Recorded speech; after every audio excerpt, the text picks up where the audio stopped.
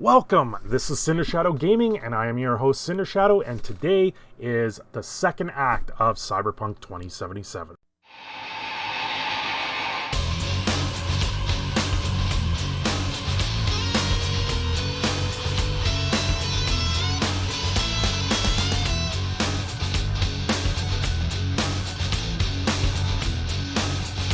Okay, well, I finally played a little bit more of Cyberpunk into the Johnny Sliverhand part of things. The flashback was quite entertaining, I gotta say. A few things here, as with these, I'm going to try and cut out things. You can see there is still the glitch happening when you're trying to record this, that it comes up like that. It's really odd. It only happens when you record it.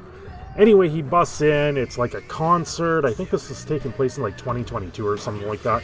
And everyone's got cybernetic implants. You've got the music. He comes up and just talks to the crowd with a gun in his hand. You do that in today's age. People lose their mind, and yet they pulled it off here in this. It's quite entertaining. He just telling people he's done. He's no longer a singer. He's gone. And plays a bunch. It's kind of weird. And then you got the groupies. They're telling you to F right off. You got this guy saying he's gonna miss you and all this other stuff. You're like, okay.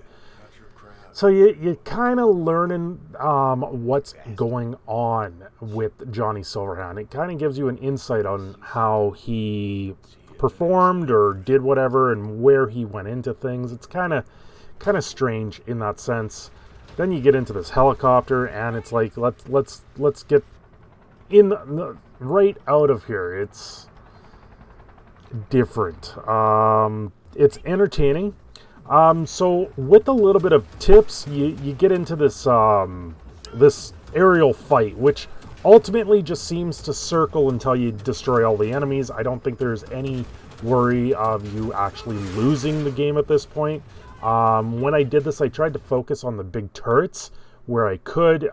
Just sped it up here just so you guys can see it. But I circled around here a few times, and it really, once again, no harm, no foul in this. Yeah, you're in a flashback.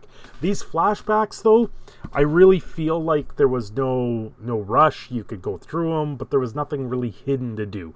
When it comes down to the flashbacks, it's you go through them and you walk right through it. Then you land and you're going down, getting broken into the whole system, Arasaka Tower. It's interesting. It's kind of nice for the insight, but I felt this took me quite a while to get through. Yeah. Showing manifestos, showing how much of the actions are with Johnny Sliverhand, how much of a bad guy he kind of really is, and now you're going to be stuck with this overall as kind of what looks like to be the bad guy, although it's a rise up against the establishment in this. It's kind of strange altogether to me. Once again, it really does feel like the perfect dark sort of things that we had with the Nintendo 64 when that first came out. I don't know if this little scene here with the bomb was supposed to be an ode to like the Matrix when they breach the Capitol building that they had there, and suddenly they blow it up and skyrocket to the roof of the building.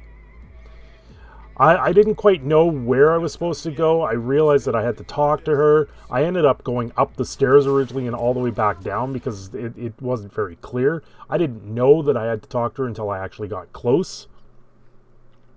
Once again, the run and gun approach to me is just, it's king in this game right now.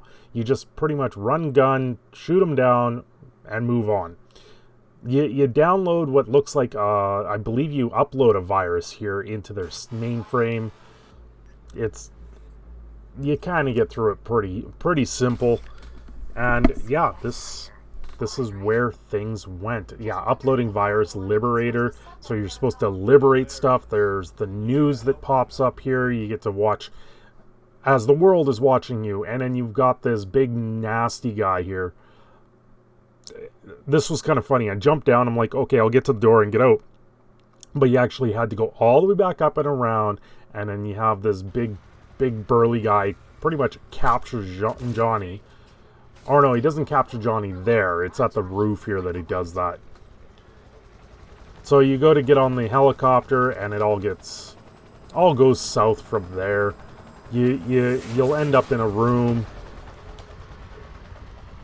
when everything's done. Oh, you can grab your gun. It doesn't do anything. Once again, this is all storyline, and all the fate is played out for you already.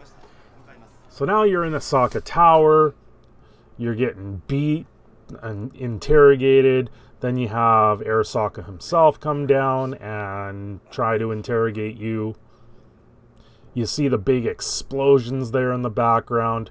It's kind of interesting. Every time Asaka speaks, it's in a different language, and then it like translates it for you.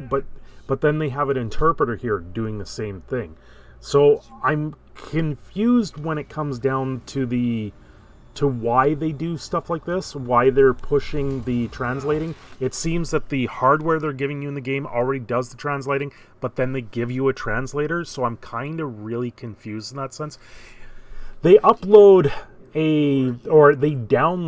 your anagram sense or something like that and put you into a computer program, and that's you walk through it. Now, I believe that was part of where V was knocked out, where with the last video that we did, I kind of showed you he got to the point, and now it looks like he's been dumped. Once again, we've got the glitching happening here really badly when you're trying to crawl up here and stuff.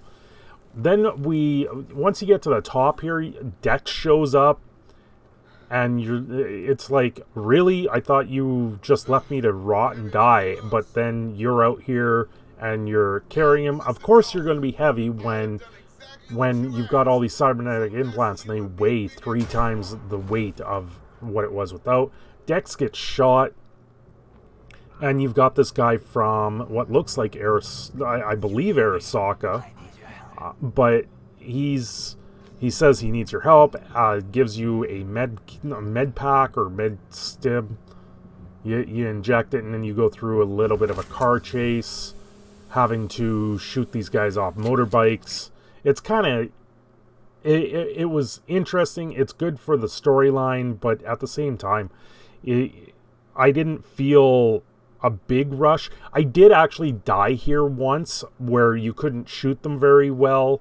It's a very hard thing to do when you're moving in a vehicle and trying to shoot someone, and then the camera's doing this whole rocking motion where you can't get the proper aim for the sights. A guy on here with the katanas attached to his arms that are like built into his arms.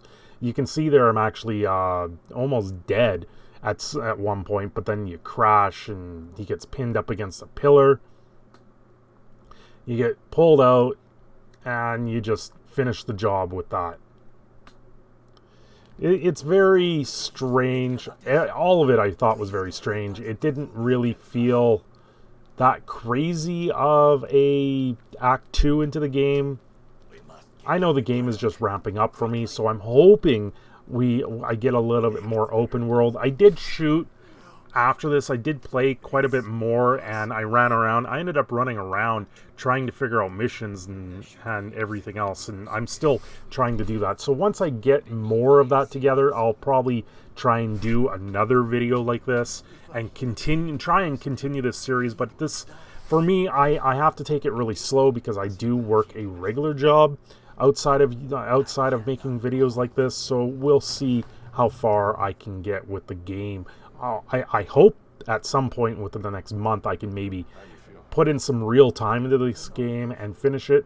So you get back to Vix, and he explains what's going on, explains how you're a complete wreck, and talks about the hallucinations, which are actually the memories of Johnny. It's very interesting overall that this sort of chip is overtaking everything.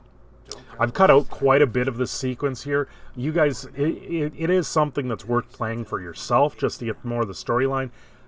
Ultimately, though, I know with Cyberpunk, there has been a complete fall off from the player base, mainly because of the bugs and all the things going on with it.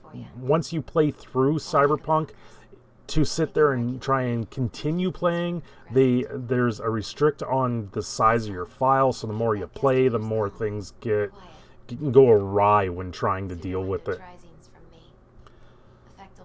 This is nice. She gives you the option that you can either slow it down or speed it up. I haven't gotten to the point where I'm able to speed it up or anything like that. I think the story is going to play out the way it is. I haven't played through the entire game yet, so you guys are still kind of seeing where I am with this.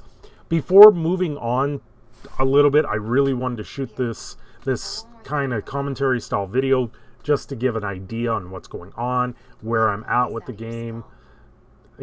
She hands you the bullet that was in the guy, lodged in the guy, and it's surprising it's not in a million pieces for the type of high-powered rifles they are using in these games, for the implying that they're high-powered.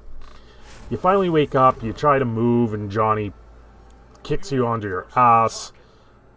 It's kind of interesting. He talks about ripping it out, the chip that's overtaking both of your consciences and making you as one. If this is what it's like to become schizophrenic, I don't know if you want to continue with something like that. It really does seem just a next level schizophrenia. I'm trying to shorten these videos up as best as I can, skipping a lot of the story, and some of the more useful stuff in the story. If you want to see more of this, I do suggest playing the game yourself. I'm trying to cut it up into these little pieces so it actually tells a different story, and you can get my reactions on the way things are going with them. If you guys do like this type of commentary with the gameplay, I will continue it as long as you guys like it. It takes quite a bit of effort because I have to edit down quite a bit of gameplay. This one took me 45 minutes to an hour to actually play and then to edit it. And to edit that, you got to think about, you're going through everything, and then I have to overlay me watching the final product that I've put together. So it does take quite a bit. These videos will be slow going. They will be coming out more and more. So hopefully in the future you will stick around, hit that subscribe button, maybe let me know your thoughts down below. Until next time, have a great day.